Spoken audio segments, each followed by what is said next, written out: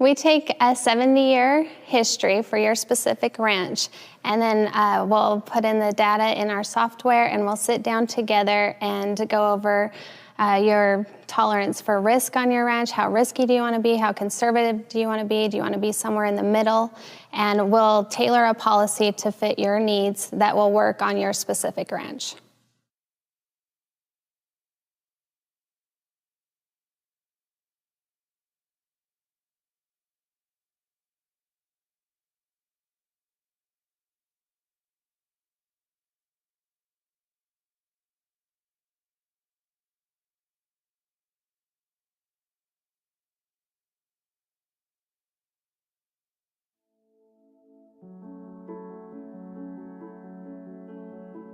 Hi, I'm Steve Redd, owner of Red Summit Ranches and founder of Red Summit Advisors.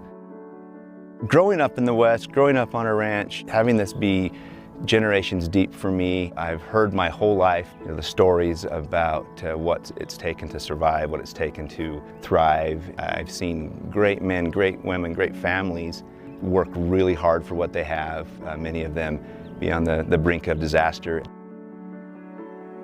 It's impossible to experience that and not have it have a deep impact on me, and even on my desire to help other ranchers, other ranching families stay on the ranch.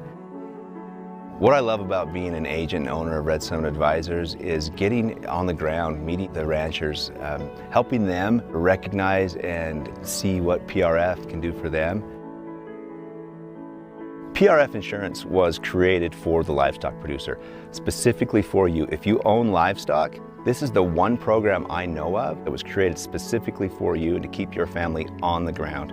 It's designed to pay you an indemnity when there's a shortage in rainfall. When I got my first check this year, I texted Steve, I'm like, is this thing gonna be good when I put it in the bank? Because there's, a significant amount of money involved. I was joking, but a little bit serious, also wondering if it was going to be good, and it was good. Having this insurance, and especially on a year like this, it's helped fill in those gaps a lot. We don't have to worry about, how we're going to buy the extra hay, how we're going to pay for the extra pasture that we might need, how we're going to replace extra cows if they don't breed back. Yeah, having the insurance does give me a lot of peace of mind, just knowing that if there is a lack of rainfall, that we will have a check coming that will help pay for a lot of the extra expenses that we will have. PRF insurance is more relevant than ever because raising livestock and being a profitable rancher is far more difficult than it ever has been. PRF has been around for over 10 years, and those who have utilized the program wouldn't be without it. This isn't a risk, this is a long-term wonderful benefit. After that first year and looking back at what that drought insurance helped us do, the leeriness is gone and the excitement for the future is there. We want you to be successful. This is not a sign here and then we'll see you next year. We're in this with you throughout the year and always available. If you're considering PRF insurance for your ranch, give us a call. Let us show you what it can or can't do for your family, and we can get you started.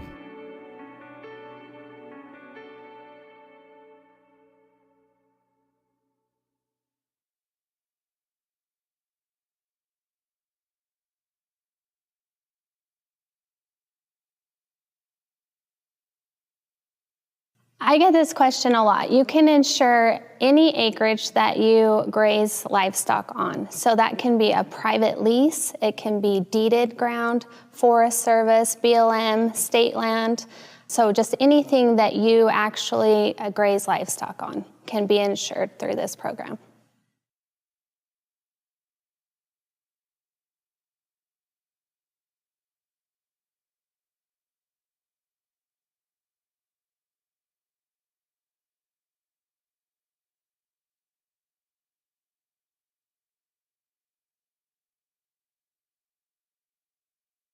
The payments, the checks that a rancher will actually receive, if they receive an indemnity in this program, actually come from an insurance provider, not from the USDA. But the Risk Management Agency, a division of the USDA, that is where the real money comes from. They are the ones subsidizing this, just like corn, soybean, cotton, all of that, that is what makes this work. That's why when someone looks at a 20-year average and they say, hey, this looks too good to be true, it is because of USDA's commitment to the American rancher to keep our supply chain of food safe and secure and keep ranchers ranching. That is what makes this work. No matter how you look at it, it's that commitment from the USDA. They are putting the dollars into the program, but the actual check, it actually comes from the insurance provider.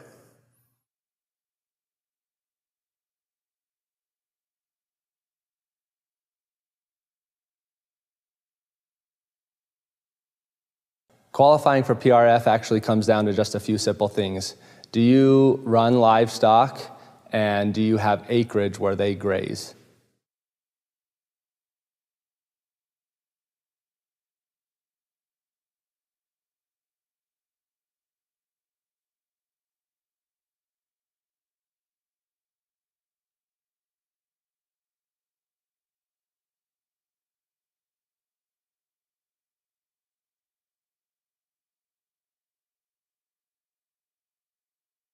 Rainfall is collected by the RMA using NOAA weather stations. When the RMA gets that data, they'll take roughly 60 to 80 days to make it official, and when that rainfall data is official, they'll release the information to the AIPs, and the indemnities that you receive can be applied.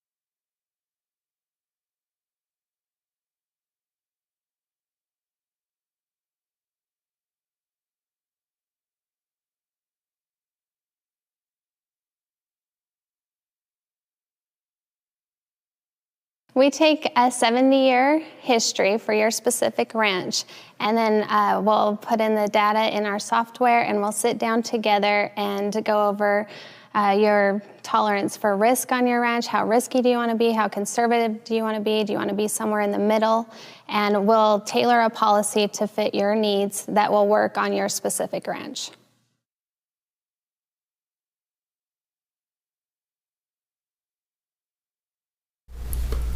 All right, welcome everybody to our PRF Frequently Asked Questions webinar today. My name is Ross Bronson. I'm the Ag Risk Consultant for Red Summit Advisors, and Red Summit Advisors is a specialist in rangeland and livestock insurance. And we're here today with two of our awesome agents. And the point of today is just to discuss some questions that we frequently get about PRF and how it works. These are some questions that we get all the time from potential customers and even current customers. But the important thing here is we want everyone who's on today to feel comfortable putting your own questions in the Q&A function on the call, and we'll get those answered for you as they come in. That's kind of the goal, is for us to answer your questions, not the questions that we already have. Today I have with me Jess McCartney and Stephen Red, and I'm going to let them introduce themselves a little bit and maybe just tell us kind of your role, maybe how long you've been an agent, and then maybe just a little bit about your background. Sure. Jess, why don't you start? Hi, I'm Jess, Jessica McCartney. Please call me Jess. I've been an agent for the past 3 years and been with the company since the beginning, since it started up. I work in all areas in the United States, but mostly, west over, the western states. So happy to help anyone out. Stephen? Awesome. Stephen Red, let's see, born and raised in LaSalle, Utah. I've been an agent here with Red Summit for, I think, coming on 6 years. So little chunk of time. And yeah, cover the western U.S. Happy to help wherever. and just love getting out and seeing ranches and being around good people. Great, thank you. And just to be clear, we have a lot of agents across basically to the Mississippi. So we have some folks, obviously Jess and Stephen are close by, so they can come into the office. We've got guys in Texas and up through the plains and stuff like that. So if you're in those areas, don't hesitate to give us a call. So let's dive right in. And I think, Stephen, we'll start with you. The first question I want to talk about, we're going to kind of start surface level and maybe go a little deeper.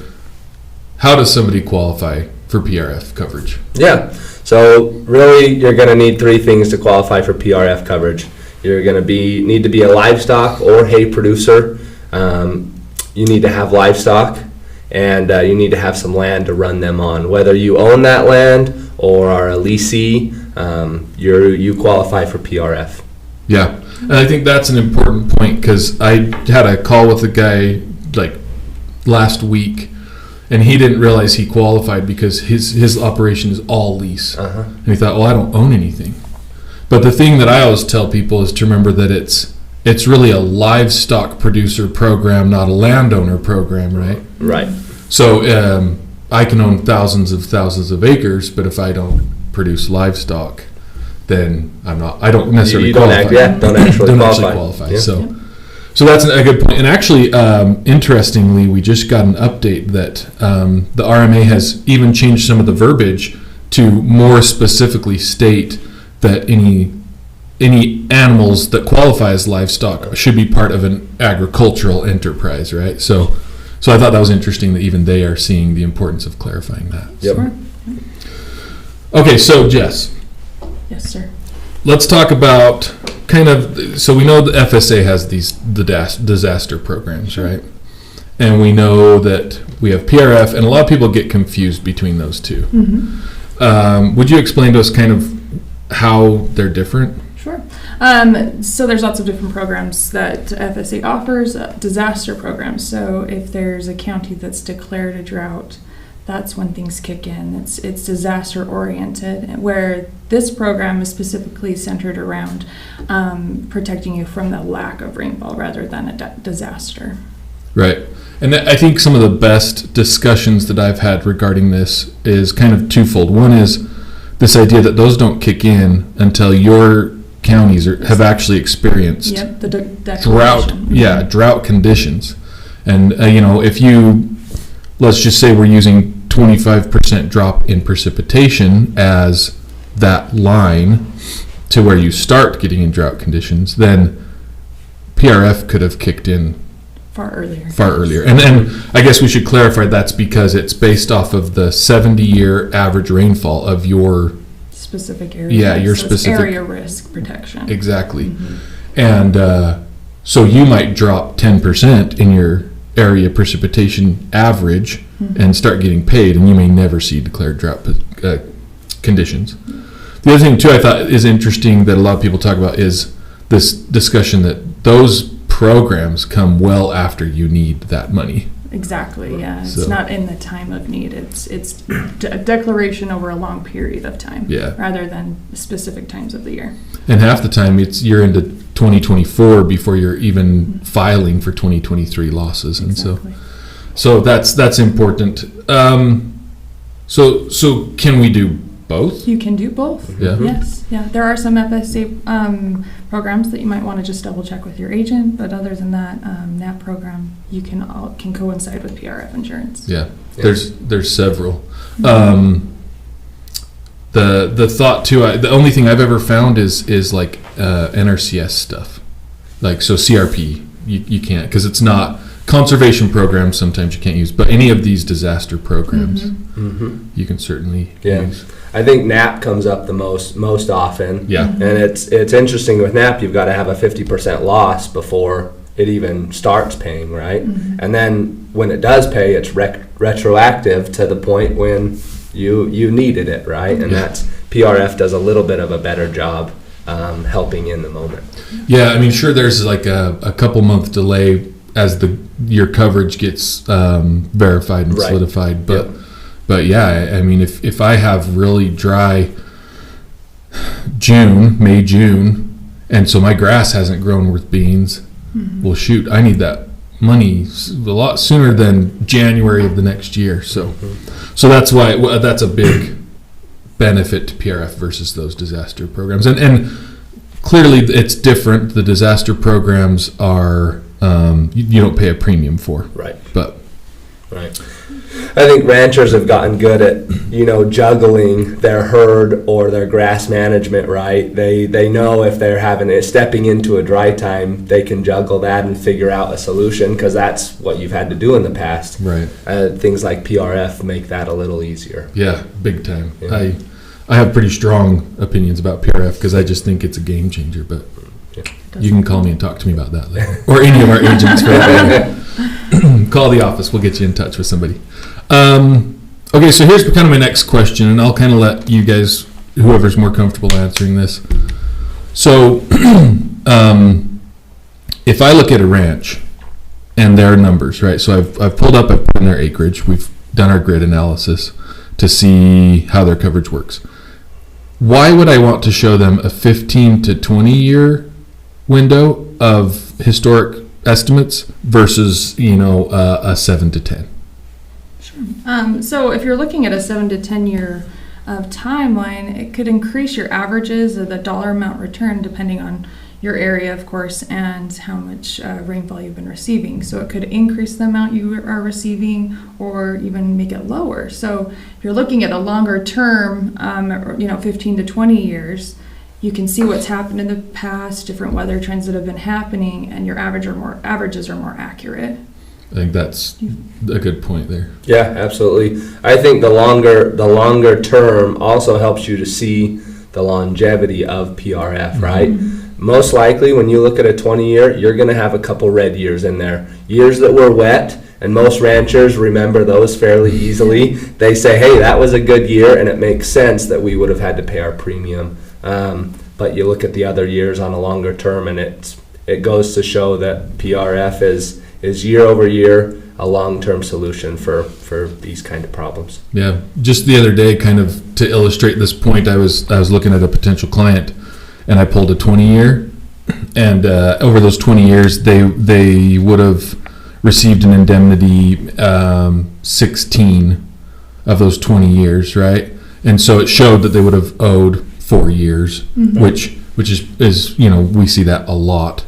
And when I looked at the 7 to 10 years, it showed they never owed a premium at all. And I was like, man, that would not be a very accurate representation to a potential client of what their policy could do. Right. Yeah, I think the realistic point of view, like of how this can work and what you could really face in the long term. Yeah. And in addition, if you think about drought intervals, which we know are getting shorter, but your drought interval is 5 years to 7 years. So if I show you a 10-year history, well, I'm only showing you one drought cycle. Right. If I show you a 20-year history, we're probably looking at a 2, maybe 2.5, 3 years drought cycle, which is, to our point, much more realistic. So I think the PRF program is so data-driven that looking at a 20-year only gives you and the producer that much more data to look at, right? Yeah. And it's going to help you make decisions as far as how to set up your policy and if it's the right fit for your ranch, for your operation. Yeah, I think that we kind of pride ourselves in that of really providing good information to make a decision for it. So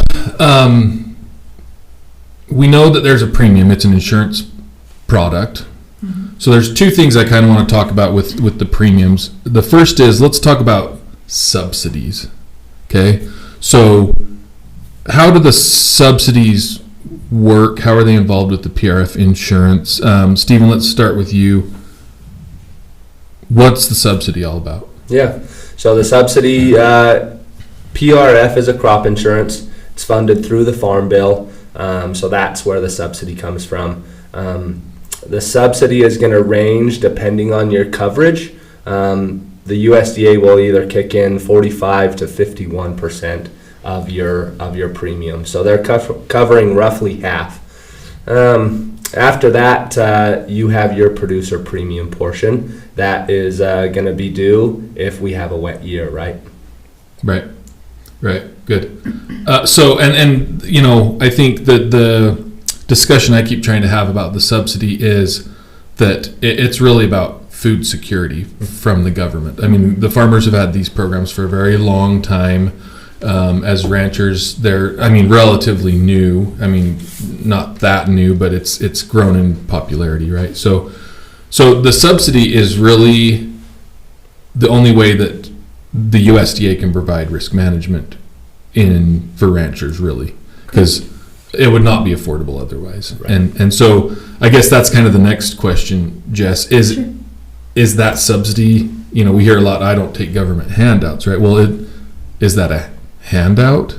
Right. I mean, I wouldn't view it as a handout. I think it's just supporting your operation and giving back through the farm bill, that is, you know, the funds to make it more affordable for ranchers to operate or have the insurance and the coverage. And then when there is a lack of rainfall, the funds kick in and help you out more. So just making sure that we're keeping food on the table. Well, yeah, and we were discussing too earlier the federal aid programs, and to me those are handouts. Sure, yeah. And not that I want any money. Yeah, you have. I mean, and with PRF, it's an insurance product. Sure, it's a subsidized insurance product, but that's again just a food security movement, I think, by the USDA. So I know the subsidy can be a sticking point for some folks, but don't be afraid of it. It makes your coverage affordable. I guess that kind of the next thing on the premium, we talk a lot about how this is such a game changer for ranchers, which it really is. And it's really the subsidy that makes it so that they receive the payouts that they do, the indemnities they get from this program. But, Stephen, I mean, at some point we're going to pay a premium. Right. So when would I have to pay a premium? What's that scenario? And there may be 2 or 3 scenarios, but give us one. Yeah. So when you look at signing up for a coverage, let's just use next year as an example. You sign up for 2024. Your premium isn't due until September of that year.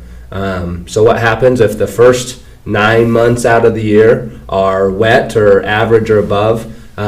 September you would be billed for that premium. Now there's a couple different scenarios. Maybe we have a wet spring, but the start of the summer dries out and you trigger some payments there. Maybe that premium isn't the full premium that you signed up for, but maybe it's half or down to a third or whatever it may be.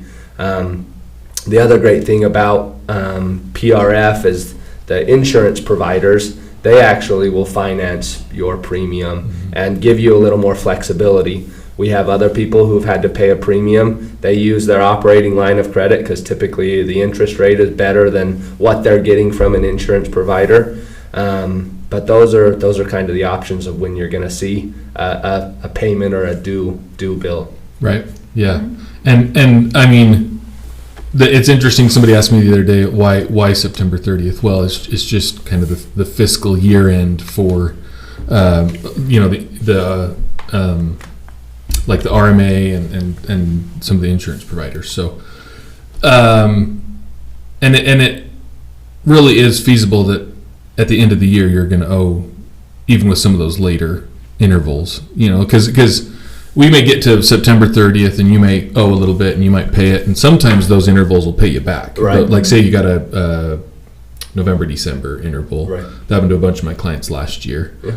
But it really, you may get to the end of January 1 and because it's an insurance product, right? So Jess, let's say I owe a premium. How am I going to? We talked a little bit about that, but what does that look like? So in the situation, or in the circumstance that you may owe a premium or part of your premium, the options are, again, the AIPs offer some different financing programs that are approved through the RMA, and then you can also pay off your premium if you'd like. Can help you out. And then there's other options. I mean, obviously a line of credit, your farm line of credit. Let's see, that's about it. I mean, I think however you'd like to take care of it, but there is that option with the AIP to kind of wait out the rest of the year and see if those indemnities are going to post on coverage later in the year, on the tail end of the year. to pay that off. I was call it kicking the can down the road, right? Yeah. There's a little bit of interest charge, but if you've got good coverage, I talk to people about 30% of their coverage in November, December, or even October, November, Right. and there's a good chance that'll cover their premium. Right. And when we do those payment plans, a lot of times the first payment isn't even due till February or so. So- Yep. One great thing this year for any people with current policies in 2023, they've deferred interest. If you didn't know, they deferred interest until December 1st this year. Yeah. So they actually give you a little more time to kick that can down the road. No penalties or fees associated with that. So if you have some late summer coverage that might trigger and pay out and finalize, you can play that game as well. Right. So let's talk, Stephen, you had mentioned coverage levels, the kind of how the subsidy depends on your coverage level. What are these coverage levels, and how do they kind of fit into a policy? Yeah. So we talked about the 70-year average rainfall is what PRF is based on, and claims are triggered when your rainfall comes in below that. So your coverage level dictates at what point they start paying. So the range runs from 70% all the way up to 90%. So 90% is the most expensive, but also kicks in the earliest because you only have to lose 10% of your 70-year average before the insurance starts kicking in, compared to the 70% coverage level where you lose 30% of your moisture and then the insurance starts paying out. So there's a pretty good range in there. Obviously the subsidy plays into there. You really have to go back and look at the data to see which coverage level is gonna best serve you and your operation, right? Yeah. And that's how we customize your specific policies, where you fall, where your specific operation lies. There could be a sweet spot of coverage level. Well, it's always triggering below 85%, or it could be 75%. Yeah. So. Yeah, and that's the thing. I guess we should bring up a little bit as far as Red Summit goes. We utilize a pretty cool software that helps us analyze all that. I would not want to try and do this with my own brain, right? I mean, the software that we can plug your grids and your different intervals in and get some information spit back out is really valuable to our customers. Yeah. So I guess speaking of grids and so what we talk about when we start really designing a policy, we're going to talk about grids and we're going to talk about intervals. Right. So Jess, what are the grids?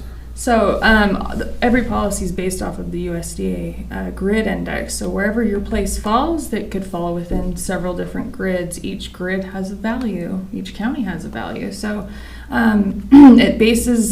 your policy is based off of that specific grid you fall into, and we analyze the data for how much rainfall you've been receiving in your area, that specific grid, and place coverage appropriately on the certain times of year that you need the coverage. And what happens if my land falls in multiple grids? We can use multiple grids. It helps spread your risk, makes it a little bit more of a conservative policy. You're not throwing all your eggs in one basket. You've got options to, 30 miles this way may not rain as much, and than your home place. Yeah. For example. Yeah. Mm-hmm. Okay, so Stephen, intervals. This can be really confusing. How do the intervals work? What are they? Go. All right. So intervals refer to the months of the year. PRF is based on 2-month intervals at a time. So what they do is they look at January, February, and they say, what is the 70-year average for those 2 months? And that's what PRF is going to be based on. So January, February, it's really a great program. The design of it is really great. January, February, let's just say is 3 inches, and you get 1.5 inches. Well, you might be happy with an inch and a half of moisture, but you were still 50% of average, right? And then those 2-month intervals go throughout the year, and they actually overlap. So you have January, February, March, April, May, and so on. And that's when we talk about placing coverage. If you have $10,000 of coverage in January, February, and you're 50% of normal, it's going to pay roughly half of that coverage amount. So Right. it's on a ratio system. The farther below average you are, the more it's going to pay out on those coverage dollars that you have there. Right. And you can't double cover in any one grid. So like I couldn't have a January, February, March. But if I have two grids, like a lot of our customers, then one I have one in particular, he's got kind of a mountain range and then a desert range. And his desert range, they wanted coverage in like a March, April, and then his mountain range, they wanted coverage in April, May, but because they were two different grids, we could do that. So. Right, yep. And that helps spread your risk. Yep, it does, yeah. And and we're seeing exactly that with him in particular. One's not paying and the other one is on those. So like the April month, the mountain range got a little different rain than the desert range, which is expected. So. Right. Sure. If there's one part of PRF that I would say you need to understand as a producer, it's probably the intervals, right? Yeah. Where your coverage is, how that affects, when it can pay out. Understanding how the intervals work is huge, and so get with your agent, understand how that goes, and we're happy to spend time with people running over scenarios of how their intervals can work together to get them a good PRF policy. Yeah, and I would say most often when I talk to folks about how their coverage is allocated and they have questions, it's often interval related. They're like, well, wait a second. So just a gentleman emailed me and said, hey, I just got my thing and it said that, my June, July interval was high precipitation. So there was no trigger of indemnity. He said, that seems off because we've been really dry. So we pulled up some data on his precipitation and it had been really dry all of July. And so it made sense for him to feel like it was really, really dry. But June had a pretty strong precipitation event early. Right. And so it is kind of hard to remember that we're working in that 2-month interval. So. Yeah, 60 days is a long time, right? So you got to remember that you're pulling all that data from those 60 days. And worst thing is when you get a storm the very end of your interval, you can kind of put a dollar figure on what that storm cost you, but it also probably grew some grass for you and did some good that way. So. Yeah, Hurricane Hillary played that game with a lot of people this year. Yes, definitely. Yep. So just then, we're talking about these intervals and grids and the data. Where do we where are we just pulling this precipitation data out of nowhere or? Yeah, just out of nowhere. No, we gather all of the rainfall data from NOAA. So NOAA has rainfall stations everywhere in the United States, and it's gathering the amount of rainfall from several different rainfall stations closest to your grid or your location that you're insured in, and taking the average of that area. So you may have received a lot of rainfall in one rainfall station, but not so much in another, which then takes the average out of those nearby stations, and then helps it be a little bit more consistent. That's where the consistency comes in, is that one storm doesn't have to kill you, but and taking the average rather than just one rainfall station around you. And that's one thing I actually really appreciate about this program, love it or hate it, is it's a very data-driven program. So sure, your rain gauge on your ranch might read one thing and the NOAA average is saying another, but they're just taking that subjectivity out of it. As we know, not to get on a soapbox, but rain gauges, depending on where they are next to the building, they can really not be the most accurate form of measuring precipitation. So that can be frustrating for some people, but I really appreciate the data-driven aspect of it. So it keeps it more consistent. Yeah. Okay, so we talked about premiums. Let's talk about indemnities now. When will I see indemnities, Stephen? Yeah. So indemnities trigger once your premium's paid up.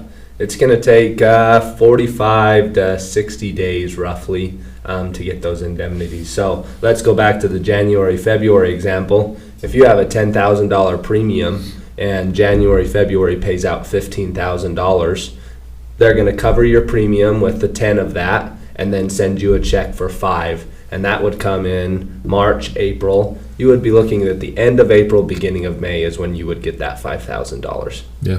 And the fun thing too, I guess fun, I don't know, but we can kind of estimate. When that interval closes, we have software and stuff that will kind of estimate what that's going to look like. So although it may change a little bit, and we rarely see it change dramatically, you can kind of figure about how much you think you're going to get. And so now you can start making some plans and some things like that. It just provides sort of a light at the end of the tunnel. So those are some of the main questions that we get. Do either of you have some experiences where you've maybe gotten some different questions than we've already covered, or do you feel like we have covered kind of the general questions you tend to get when talking to people about PRF? Well, that's a good question. I know. If I have a minute, I can probably think of one or two. I had a great potential customer contact me yesterday, and I love this. So those of you who are thinking about PRF and want to talk to an agent, I'm telling you right now, we'd love it. This guy emailed me back with a list of 6 questions, and I was so happy because I know that he's going to really dig into it and understand it before he signs up for it, and that is going to be just more powerful for him. And it was a lot of these same questions. How do they measure my rainfall? One that he clarified, which was really good, is we were talking about, so I showed him a 20-year quote, potential performance, of his policy, and he thought that he was clarifying that the precipitation was over 20 years, and that would be a rolling average. So that was great because then I got to clarify. No, we're talking about 70-year average. The 20 years was just a snapshot of what your policy would have done. So, do you guys feel the same way? Yeah, I guess I would say it's more of a snapshot. We're taking all the information from 70 years, but the 20 years is what's been happening and what you can actually relate to, I guess you'd say. Mm-hmm. Yeah. I mean, I'm sure there's some old timers out there that can remember longer than 20 years, but that's mostly what's fresh in people's minds, is thinking about their operation and their cycle is how it's gone. And that data is more relevant to them. Happy to show we've pulled 70 years. Sometimes people are curious. You go pull the 70 years of data, and then you look at that on a bar graph, and they can see, oh yeah, there's a wet cycle, dry cycle, wet cycle, dry cycle. And they, most of the time, here in Utah, the 80s, people talk about, oh, those were good years, and had grass growing out our years and different things. But it's good to look at all of that.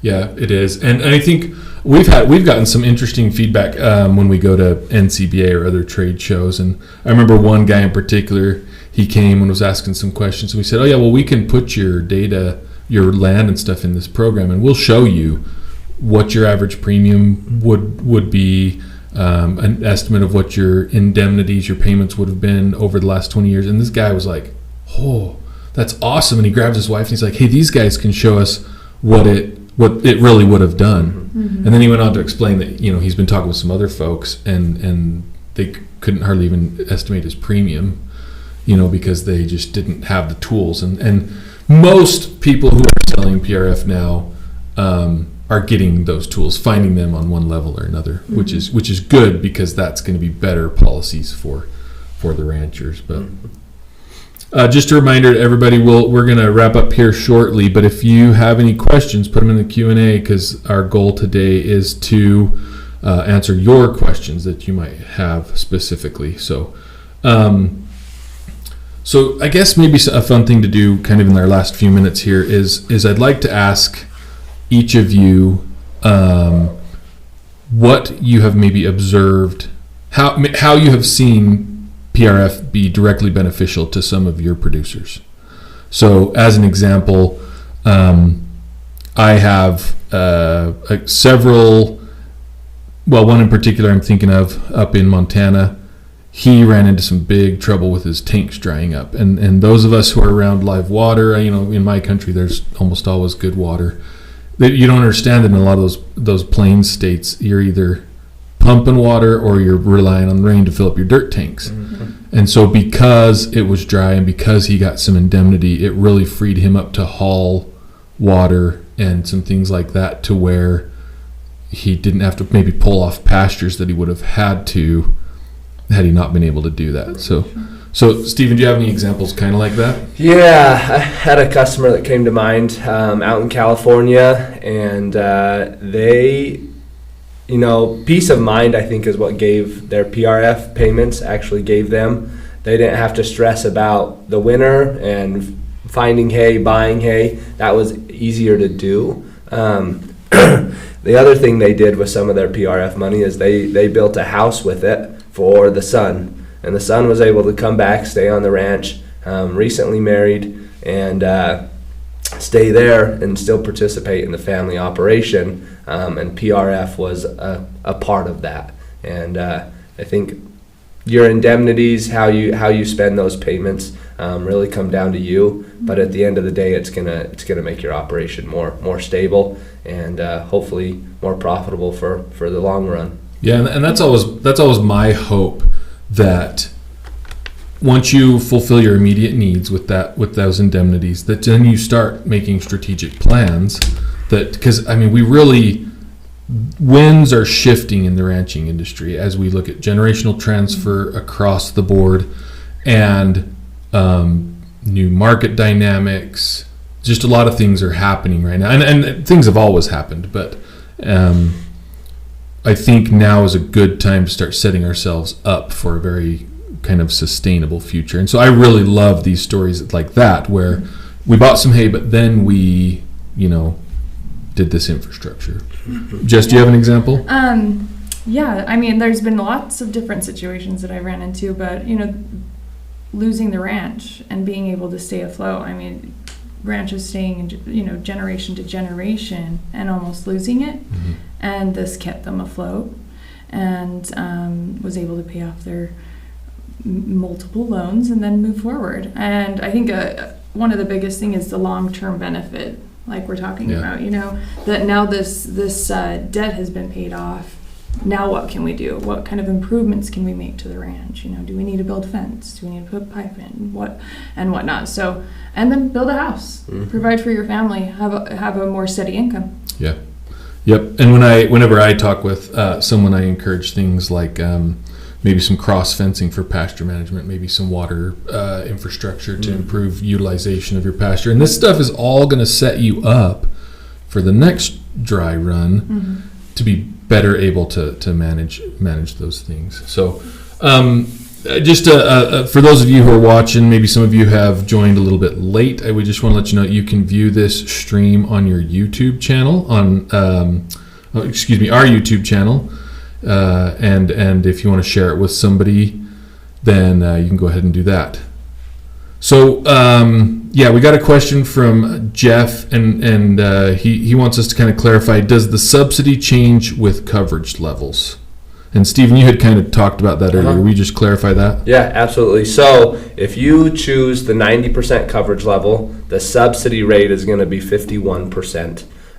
80 and 85 are covered at 55%. And down to 70 and 75 are covered at 59%. So the lower your coverage level, the subsidy increases. So it does change based on your coverage level. And that can be a little tricky to look at, right? Because it's somewhat counterintuitive. But for most people, there's a sweet spot, right, where, and that's one thing we try and do too, is we want to talk with you about what you're comfortable with. I've had a lot of producers, especially in kind of the last year, as PRF's sort of hot run has kind of cooled and people are realizing, okay, this needs to become a long-term strategy for me. The discussion is, I can afford this much in premium. And then we can adjust what the coverage looks like to fill not only their premium goals, but their overall coverage goals. And then that enables them to feel a lot more comfortable. Right. If September 30th rolls around and you've got to pay that, you've kind of already discussed what you can do there. Right. So your maximum out of pocket. Okay, if there's no more questions, we'll give just a minute here for a few more questions to come in. But we want to thank everybody who's joined us today, and of course we want to thank Jess and Stephen for taking time out of their day to come down and chat with us. And I guess the important thing for us is we really do feel like this program is for you. And so even if you're just thinking about it, give us a call here at Red Summit Advisors. Our office number is 435-625-1022. We can put you in touch with an agent and just call and ask questions. I think, I always think about my own experience. I was running cattle in southwest Colorado. We ended up in D4 drought. I had never heard of this program ever. And 3 years later, I come to work for Red Summit as their ag risk consultant and hear about this program. And I made the mistake of going back and looking at what that year would have done for me. And I could have paid off my cattle loan. And so that information would have empowered me big time. Right. Mm-hmm. So call and get numbers, then you know. Right. You can say no. Yeah, you can say no. No obligation. Yeah. Yeah, we're just here to help you out. Yep. And you just should know. You really, I'll step off the soapbox in just a second, but you really should at least know. Mm-hmm. You can always tell me no, but find out. Get some numbers. Yeah. At the end of the day, one of the great things we do is we build maps for our customers. We're going to map out your land. Most of it's PRF related, right? We want to know what grids you're in and where your land sits so that we can build your policy. But at the end of the day, if all you get out of it is a map of your acreage, it's probably worth it to you. So give us a call, and we're happy to do that. No, we're easy going around here. Yeah, it's funny you mentioned that because I actually got even all excited. We built me a map of my range ground in southwest Colorado, even though I liquidated my cattle and am looking for lease ground in Idaho now. That's just such a special thing for me, and it's on my wall in my office, and I love it. So I agree with that. come get that if nothing else. Yeah. All right. Well, thank you everybody for joining us. We hope that you found some value in this. We hope that you got some of your questions answered, and we hope you all go have a good day and stay safe out there. Don't hesitate to give us a call if you have any questions that weren't answered here. Thank you.